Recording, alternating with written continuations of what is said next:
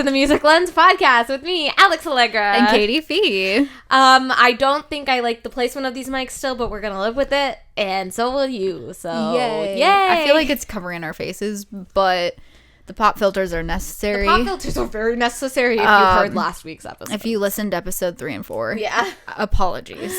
I was also sick. I don't know who it was coming from, but there was also a lot of breathing. I think it was just like whenever we laughed, it's like a burst of air, and without the pop filter, there's nothing to filter it out. So and I had little and there were a couple like like over P's the and mic. T's too that had that. Yeah, and the ones I had that went over the mic just looked weird. So we're using that's these. fine. It's true recording at the moment, but I also didn't like put it all together because Katie didn't.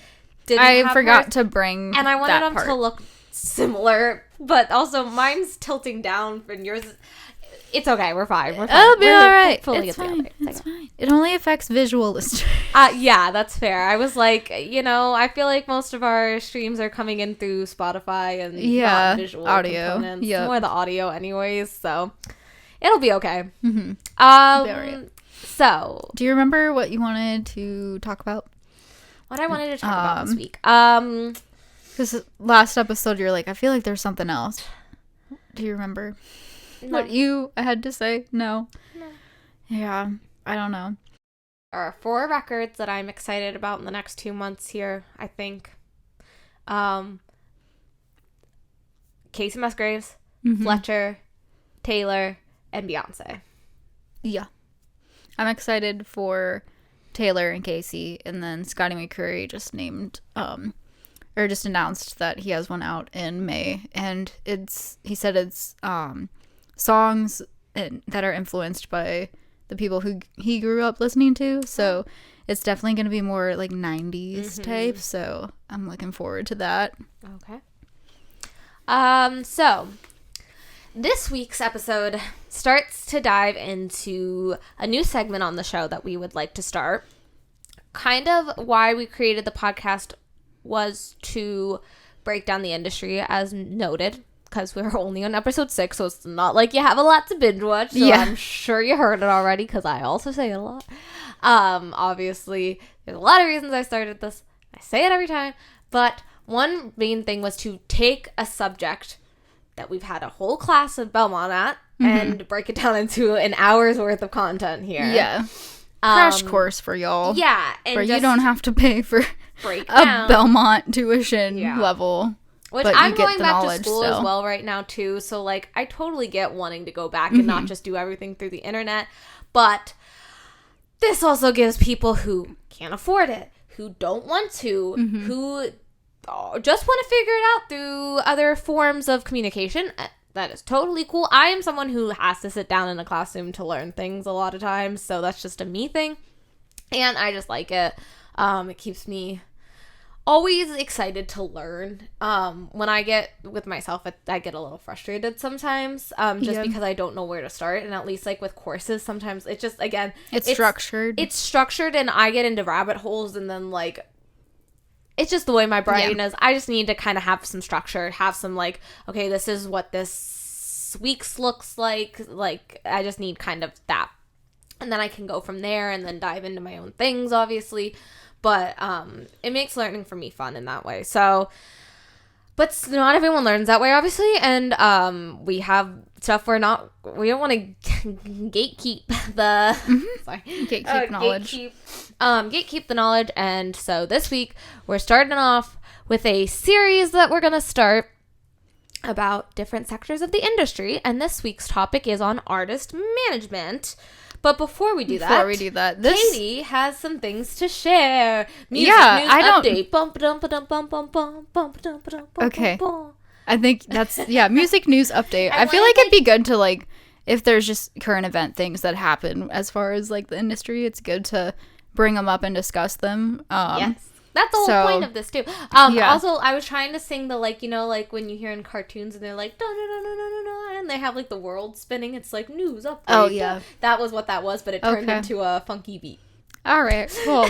So I saw someone, I don't remember who, it might have been Amanda McCarthy, like, post on their story, a Instagram post of a news article saying that there is a new bill in Congress that is like trying to make it so Spotify and Apple Music have to pay a penny per stream for music, which right now it's, as we talked about in the UMG versus TikTok episode, I think it was like 0.3 of a penny right now.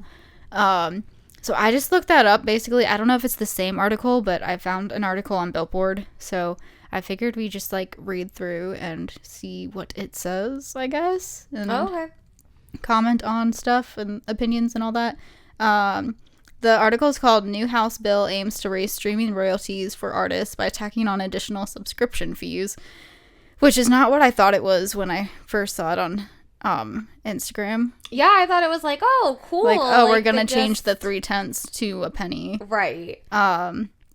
But which I know Spotify, like, the reason that the rates are so low and like, and they've had issues in the past was because of they're not even like making money as a company. Yes. And so I do understand that to a degree, but it's also like it's gonna cause a ripple effect of like, well, if you're not making money, then we're not making money, and then we can't put music out, and then it just like it spirals. Like, it's all just gonna like crumble into one. And Spotify's been a business for how long now, and it's lasted a good chunk of time that it's like, okay, it's time to actually start being a platform. I know there are other music platforms out there that try to do a better job, like Tidal, who I think was Jay-Z's streaming platform, but he was all for the artists, so I know they pay more, but also it's not a well-known thing. I feel like people need to know about some of these streaming platforms a little bit more as well, other than just Spotify and Apple Music, or at least just be paying better, because it's like, if smaller companies that aren't getting as many subscriptions and all this stuff are, then you can if they can figure it out, you can. So I'm just gonna kind of read through. Maybe, I don't know if I'll read the entire thing, but a new bill designed to increase streaming payouts for artists was introduced to the U.S. House of Representatives on Wednesday, March 6th. And it's titled the Living Wage for Musicians Act. I like that name. Yes, that's a great name. I wonder what we're trying to do here. And the legislation proposes establishment of a new royalty fund that would pay artists directly, bypassing labels altogether, which is great because I think the labels take a lot of the money, and artists only get like a small percentage of what they make to begin with. So, bless you. Thank you. Which is not like a factor for us as like independent artists, but people who are signed, it's like the labels are taking quite a bit of their money. And let's see. The bill aims to boost artist streaming royalty from fractions of a penny up to 1 penny per stream by way of the new fund. It proposes to fund the additional royalty payments in part by mandating the addition of a fee to every streaming subscription equal to 50% of the subscription price, an amount that would be set anywhere between $4 and $10. So it does mean that on the user side of things that we would, like, as what word am I using or trying to think? Consumers. Oh, consumers. We as consumers of a Spotify or Apple Music would have to pay more for it, but I mean, that's just going into the music has value, it should be paid for. So much less to be paying a subscription every month and getting access to I don't know how many tracks versus like having to buy every single physical album. Yeah. If you want to listen to them. So I think it would still be worth it. It would also establish a royalty cap for tracks that generate at least 1 million streams per month, with royalties generated by the tracks beyond that number to be divided among all artists. So that's interesting that like there would be a cap on that. Mm-hmm. Notably, bill would not affect the existing payout model, but rather establish a separate fund on top of what artists already receive under the current system. So that's interesting that it's like on top of it. So I guess you are getting even more because of that. Yeah. But then again, the current model doesn't pay you unless you get 1,000 streams in a year. So does that already started? That started, starting in January. Oh, okay. So, and you have to have 1,000 streams like in the calendar year. It's okay. So if you have 1,000 streams on a song right now, it has to like get 1,000 within 2024. It can't be like everything's paid because you're already at over 1,000. Is It's it like per consistently. song or is it collectively? I thought it was per song, but I actually don't know. Okay. I was like, per song would make sense, but I was just like... Yeah. I don't know if there's anything else. I feel like that's probably good. That's just because there's more, but it's like, I think that's the gist of it, of what they're trying to do. So, yeah, but Interesting. just figured We will see keep an where that update with stuff goes. like that Yeah. since we talked about streaming royalties a little bit with the TikTok one. Right. So, Interesting. yeah, I hope it passes. It sounds good to me. Yeah, I would just want to know, a little bit more of how it exactly it's gonna work, but It it was seems, just a short yeah, article too. that's true.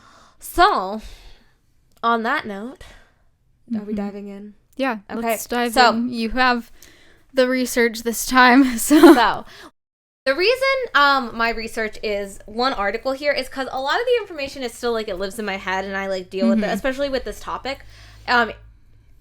And I did go through a whole course at Belmont, so like I understand it. yeah. And this was condensed into a way that I was like, okay, this touched on every point I was going to make already. I can expand off of it. Here is a more elegant way of putting it, though, into one sentence, because that was where I fell short. So I was like, I know exactly what it is, but, like, how to effectively communicate it so that you guys are like, yes, yes, yes, got it, good, information, go.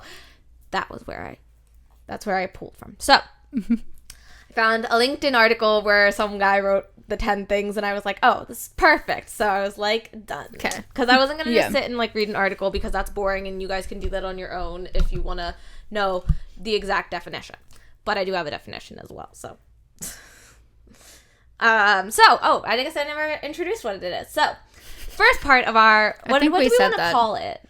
We should name it like artist tool belt series. That sounds weird. Or something like that. Tool's a weird word, Artist but inventory series. Do we like Sure. inventory? yeah, So, everything you need in your inventory as an It's- artist to we're breaking down your Thrive. team, who you need, when you need them, why you need them, what's good. So, we're starting off with the basics. Every teacher will tell you either need a good lawyer or you need a good artist manager. And so we're going to start with the artist manager. So artist development, which also could probably be a whole other topic, which we will like bleed all of these into. Right, we'll Basically, have this more. year is going to be kind of a case study, and you'll see what that means a little later. But we're going to break it down with terminology first, and then go into some kind of example. We're working on what that is at the moment. Obviously, this is brand new, so right. that way too you guys can see it in action. I think that was also, again, a big thing of why the podcast is a thing, is because you can say all of this, you can do all this, but like you don't always get to see it in action. You don't always like get to see the mess ups, and like you see a lot of the success, but like Right. where the failure. Learn so what not we to do wanna as well as what to follow do. with you guys. We obviously having some experience. You know, maybe you have some more. Maybe this is like, you know, you've never had to. We just want to help be knowledgeable again. Or you're just like, you know what? I've never really thought about why this person needs this person in their life, and I'm just a casual music fan and I don't care, but the music industry sounds interesting. Hey, come along for the ride too, because that's what we want. Again, artist managers are where we're going to start. Probably one of the first people in your team when you get big enough. So as an independent artist, there is somebody who is there to help guide and connect you along your path and help you make decisions based off of who you are. So as an artist, you're going to sit down and you're going to say, this is who I am and what I want to do. And if you have never done that, really sit with yourself and say, what is the purpose? And that's a harder question than you may think about what your artist purpose is, because we all want to sing and make music and stuff, and that's a great start and basis, but start asking the whys and really digging deep, because that took me a long time and like a whole year of trial and error of like, okay, I know that I want to help people.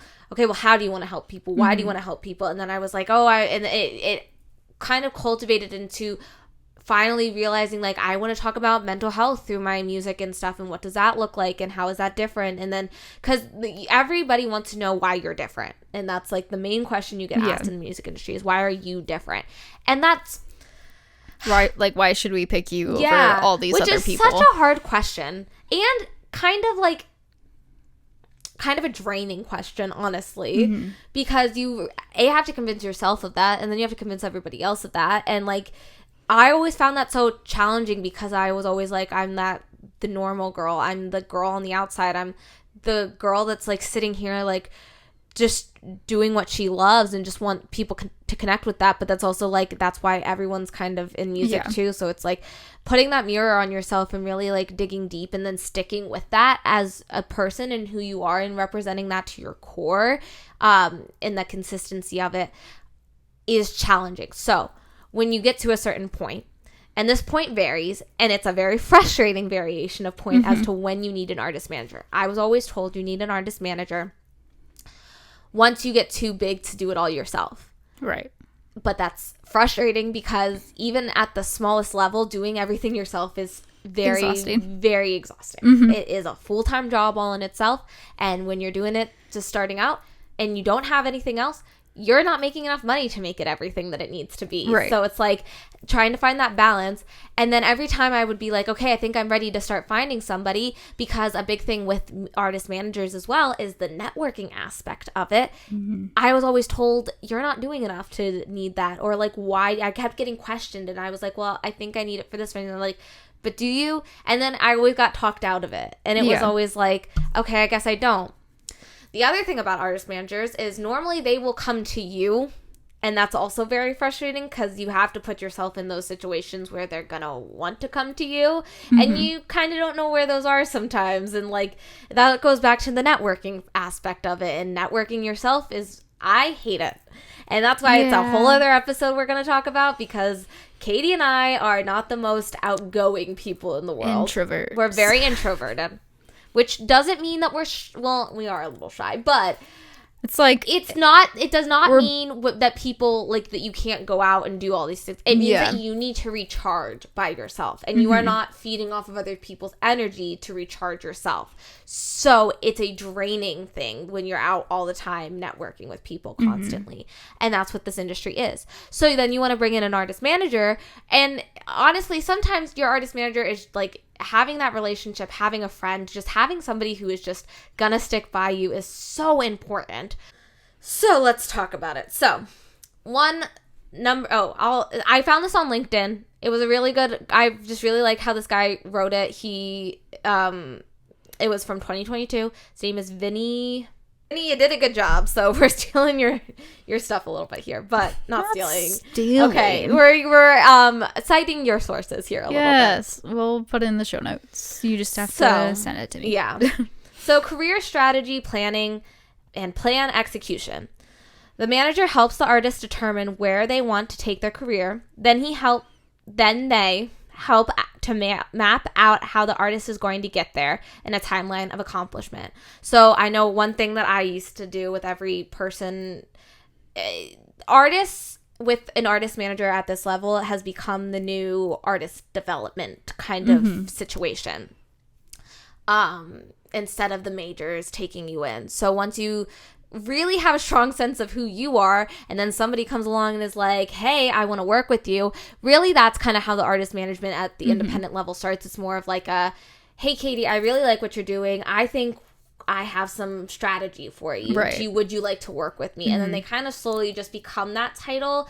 It's like just having somebody who wants to be in your corner, rooting you on, and then it kind of becomes that title, unless they work for a small management agency, and that's specifically why they're already out looking for talent. But how do you find those people? We'll get to that. yes, having somebody in that corner to help you plan. And at least every time I have been with them, they have sat me down and they make you a timeline out. They say, what do you want to do in 6 months? What do you want to do in a year? What do you want to do in 5 years? And then you kind of have to work backwards. So a good strategy is to sit down, say, where do you want to be in 5 years? My biggest thing with this too is that I put so much pressure on myself that if I do not achieve those goals and what that looks like, I think one technique that I learned that was a little bit more de-stressing was to put it into a perspective of like, all around goals. So not even music related. Right. Like I want to have a house and a dog. I want to be happy. I want to be in a relationship. I don't want to be in a relationship. Like what do you want your life to look like? And where does your music fit into that? Like if you're happy at a certain point, like where does that look? If your ultimate goal and then like your big achievements in life as well, you should always be gearing towards that. So I find it easiest to do kind of the farther out ones, and then you work your way backwards. You break it down into smaller steps to make it seem more attainable, basically, which is a thing just overall with goals, which I am trying to do this year with like, and I call them goals, not New Year's resolutions, because goals seems like a more seems like a more tangible thing. I think New Year's resolutions really get chopped off by the end of January, and you're like, oh well, time for and next goals year. Smart, isn't it called SMART goals? Yeah, and SMART then like goals. SMART stands for things. Yeah. To make it like more tangible and like actual numbers, so it's like actually achievable. You can measure it. But I took the way of doing it this year of instead of being like, okay, I want to read 24 books this year, so then that's 2 a month. So you break down the year goals into monthly goals, and you could do the same thing with an artist career of like, okay, well, in 5 years, I want to be doing this, but how do I get there? And figure out what those steps are to get there. And those are your smaller goals in order to reach the big goal. Right. And it kind of takes out a lot of the busy work that you put yourself through. Like I was like, oh, I have to be posting once a day to do that. And then like, okay, I did that. But it was like, well, are you actually trying to target anything? Like, where are you going with it? Why was that content worth even posting? And then, you know, it just really breaks down. Now, what I would also like to say is that when I used to do this, used to find myself running in circles. Well, I need this to get that. And then but I don't have that to get that. Like, I need a hit song to get on. I need a song to get viral on TikTok to get to this goal, then to get to that goal, but I can't get to that goal if I don't have this. And then I'd run myself rampant because I would sit and be like, well, I can't get an artist manager because I don't have too much, but I also have too much that I feel overwhelmed all the time that I can't get my goals done, but then like they don't want to work with me, and then I don't have the connections to get the things that they want to see on my resume, and then it's like I can't get into Bonnaroo without playing this venue. It just becomes a cycle, and it's very overwhelming, and that is so valid and so stressful. And I always wanted this to be like a coffee talk, because if you're an artist and you have other friends that are artists, you know, you have those coffee chats and you're like, I feel like I am going nowhere, and then sitting back and looking at it and actually like feeling like, okay, wow, I actually am doing something towards my goals. And having that timeline and not achieving it is insanely what is the right word for it? It is such a big punch to the ego. They're going to help you, though, once you have this artist manager, to help you plan, be strategic about what you're doing. Because that's their whole job, which I think I remember from artist management class. Hello, words. Was, I think it might be part of talking about when you get to the point of signing a contract with them officially as your manager. Are you talking about that at all? Yeah. Okay. I might be jumping ahead then, okay. But it's like they always said, like the verbiage for the contract is that they are there to help further your career as an artist, but like it's like to do the best they can to. It's not like you have to have them somewhere at a certain point, because you can't actually promise everything. Right. So legally you can't hold them to that. Yeah, you want, but they are there to support you. The biggest thing is to have them be a champion in your court, and they are helping you further your career the whole time. Like you may come to a point where it's like, okay, you were great, but your reach doesn't extend past a certain point, and that is totally okay. Everyone in my artist management classes used to say you only have a manager for about 5 to 10 years, and then you switch, or it was something like that. Like there is a tangible number to like having it. Like every couple of years you switch. And sometimes artists and managers can grow together and learn together, because the manager obviously is also learning how to be a manager if they're like a new manager starting out, because that's another thing is with smaller artists, like they talked at Belmont, like find someone who wants to be an artist manager and pair up with them, and you can both kind of learn together. Exactly, yeah. Sometimes you're learning together and growing together, and you can have like a long career working together. But other times it's like, okay, well, if an artist gets bigger than the manager's abilities to handle it, I guess, then they would be disservicing them. So they just want to make sure that somebody is still trying to network and advocate for you and help with the career. And at the end of the day, the biggest takeaway I think that everyone should know is that all of the people in an artist's team work for the artist.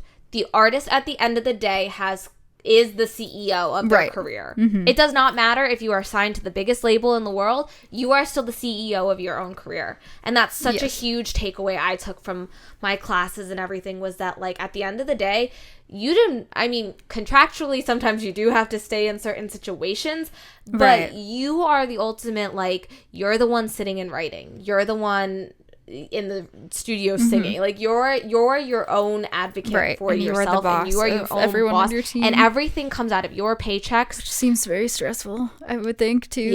Just which is why you have the team though, and why having a team is the right team is important, because you want to have somebody, again, comes back to having those people that are advocating for you to further your success, because your success is their success. And I don't know if it's in this article, I don't remember off the top of my head, but I'm just going to talk about it now, is that it is a paid partnership being the correct word there, because they get a percentage. If an artist manager is coming up to you and is saying like, hey, I'll manage you if you pay me $1,000, they should be getting a cut of what you're making. I'm pretty sure they said 15 to 20. And that is the typical rate. If some artist manager is trying to get you for a lot more, again, run. Because that's the typical, and typical rate. Standard rates are 15 to 20%. And again, it doesn't matter. That's the typical standards. And I think you're the CEO. Take that with what you will. Because again, at the end of the day, I think that's also a big reason as to why the big companies are in the labels right now are trying to get as many percentages and all this stuff, because I think they're a little scared, honestly, especially now that people can kind of do it all themselves, and they're not doing artist development deals anymore. Right, they're already cutting that out. There's people, like with the whole TikTok viral thing, like, there's been a couple people who've gotten deals off that, but then there's other artists who it's like, well, why would I join a label and then give a percentage of my income to you when I could be doing this independently and keep everything? Yeah. Okay. Next. So, that was all number one, because I had a lot to say. Number two is the day-to-day management. So, the manager ensures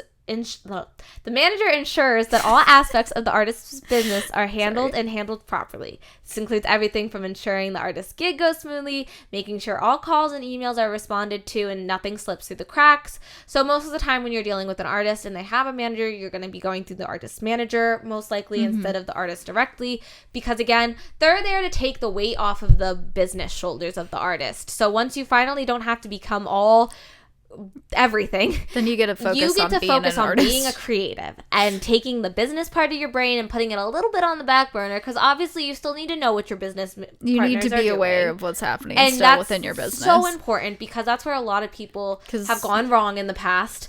Is that they completely take out the business part of their brain and they say, oh, I'm a creative, and that's they just trust the wrong people, and they trust the wrong people. So because Randy Travis had a lot of stuff happen with him. I just think Billy Joel, because it's still the number one talked about one in all the classes. So I've read Randy Travis's autobiography, and he talked about like basically lost all of his money because of his wife/manager took advantage of him and his finances. So having the right manager is crucial because they're kind of delegating everything else. So like you're the direct contact.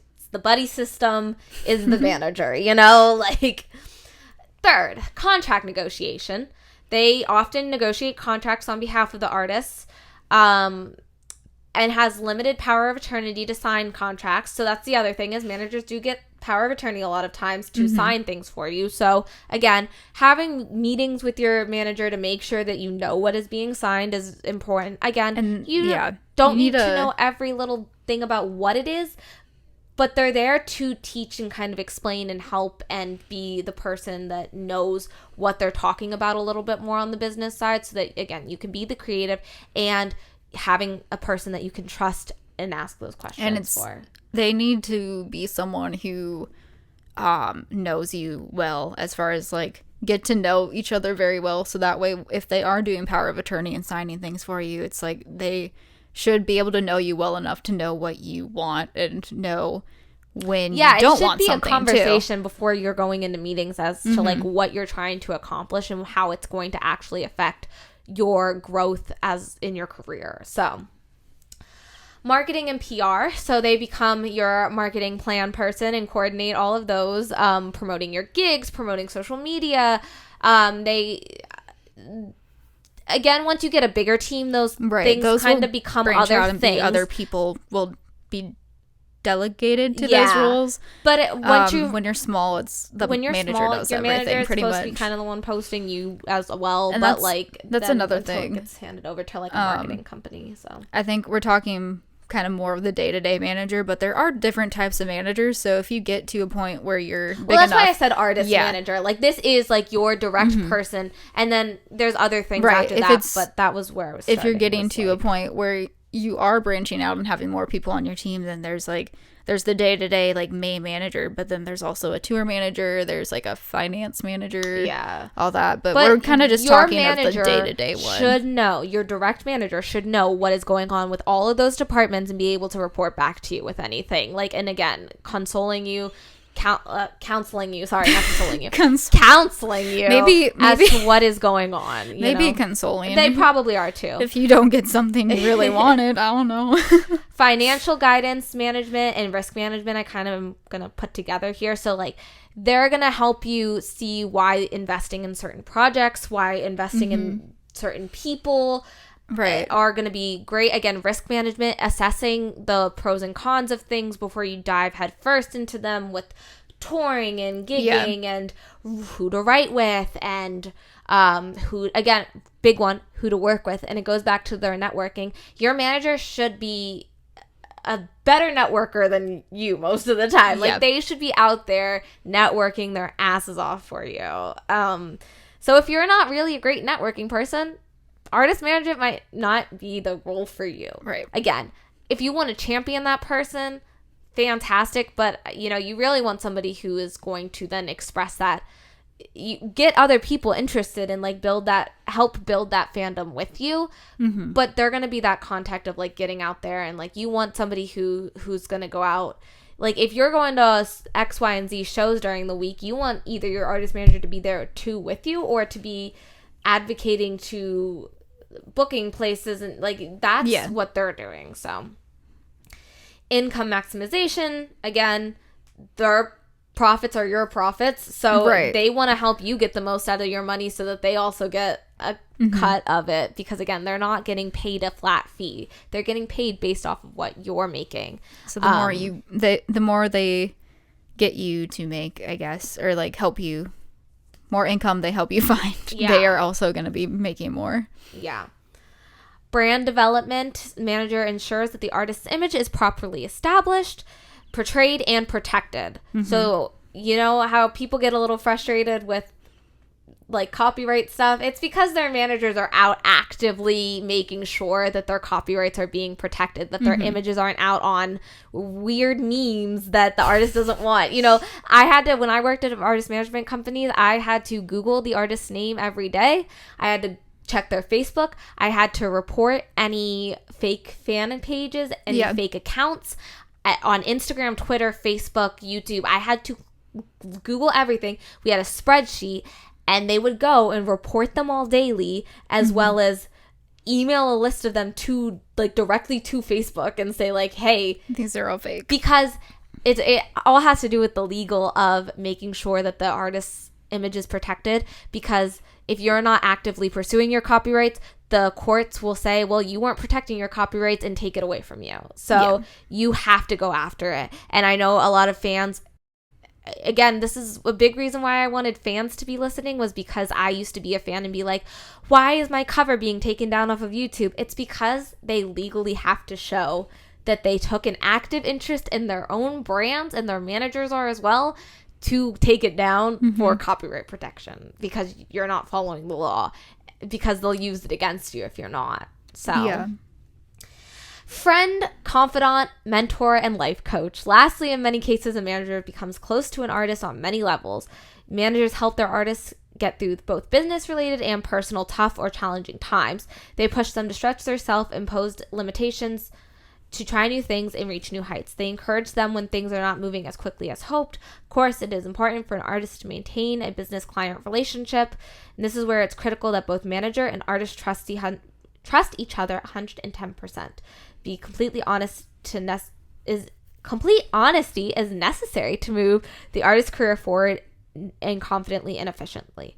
So I think that that's a big thing too, of like, in the majors, at least I know it was like, if you want your artist, again, to be championing you. So if you're not satisfied with what they're doing, you should be initiating those conversations and like having the tough ones and having the guts to say like, why aren't we working towards these goals? Why are we not doing it? Everything that the manager does should have a purpose and a goal behind it. Want to be working with them and want to have honest and open conversations about everything that is going on in your life, because if something is affecting you in another area, they should be able to help you how that's gonna affect, and know how to like else. know you well enough to know how much you can take workload wise and stuff too, if there is stuff with personal life. I mean, we've seen plenty of artists that have been going through divorces within the last year, and like obviously that's tough on the personal side of things. So then it's like some people want to work more and do that, but then there's other people who like would want to break. So the manager needs to have a close enough relationship to the artist to have those type of conversations too, and make sure they're okay mental health wise. Exactly. And they should be able to figure out other ways to, you know, be promoting the artist or doing other things while you're on the break. Like that's when their creativity is going to come in, and make sure the manager knows how to keep an eye on that and be like, what's the word I'm trying to say? Like just making sure that you don't want a manager that's trying to push you to do more than what is healthy. Yeah. Again, they work for you. I think that comes back to the whole point of why I said that. And I think that's kind of how some artists like do end up having tragic deaths, like Elvis Presley, of like getting pushed to do so many shows and just turning to drugs because he was doing way more than he should have, and just trying to like stay awake and have energy to do shows. So things like that, like that's, I guess, an example of a bad manager. Yeah, I mean, the old Hollywood way of doing the old Hollywood way, definitely not the current way, and it should not be. So no, I hope most managers nowadays are better about like being I can't think of words. Like helping make sure that the artist doesn't have too much on their plate and is able to take time to rest and recuperate between which is tours why and things there like that. To also be the business side, because they're supposed to be taking off a lot of that like weight off of the artist. But again, it's the artist's decision ultimately. They work for them. If you want to go in a certain direction, even your manager's there to guide you. Again, it's like in a court, like the lawyers are there to guide you and very strongly disagree or agree, but like it should always be a conversation, and at ultimate you have the say because they work for you. And that's not to be arrogant and egotistical about it. It's just the truth of like being strong in yourself. And so I say that not to be like the whole diva of like, you know, you work for me. It's more for the people like us who kind of need that push of like, hey, remember, they work for you, and you need to Don't be be able a to people stand your pleaser. ground, and it's not a people-pleasing situation. It's a mutually beneficial Right. relationship, and it needs to be that way. And as like I said, that they're supposed to be championing. Why is that word so hard? I don't know. I was struggling last Championing you. championing you. So championing you. So when things like mergers happen, that's always a tough thing when you were signed to another manager and then like their position gets taken away and then they like get scooped up into another manager's load, because that manager did not pick you, and so they're probably not going to champion you, and that's how kind of deals kind of fade away, because unfortunately it just happens that way. So again, just making sure that you have the right team around you, and sometimes you can't control it, and as much as that does suck, sometimes it just does happen. Anything else to add? I can't think of anything right now. Was that enough research? I think yeah, that was good. Thank you. Okay. Well, I guess this will just be a little bit of a shorter episode, which I guess is okay. It'll probably be like fine. 45 minutes. Yeah. Let us know That's if in you the have range that we wanted anyways. Yeah, last week we just got really heated. But let us know if you guys have any questions about artist managers in particular. We would love to cover them. And keep this dialogue going. Open and any questions of anything, if you have any questions, any questions, no questions, a stupid question, musiclenspodcast@gmail.com. Yes. And you can also obviously we haven't done any in this episode, but we do want to do more listener story type episodes as well. And so questions, or just like if you have your own personal stories to share of your experiences with literally anything. It could be a horror story, it could be something funny or crazy, or just like you want to share your experience maybe with an artist manager or something. That also can be sent to the Music Lens Podcast at gmail.com. Cautionary tales, yeah. But yeah, that's where you can send all that stuff to. You could follow us at the Music Lens Podcast on all the things, and then Instagram is at the Music Lens Podcast, but with the underscores in between each word, where the spaces would be. You can follow Alex's music at Alex Allegra Music, and my own at Katie Fee Music. And yeah, that's everything. That is course one of the artist inventory. Yay.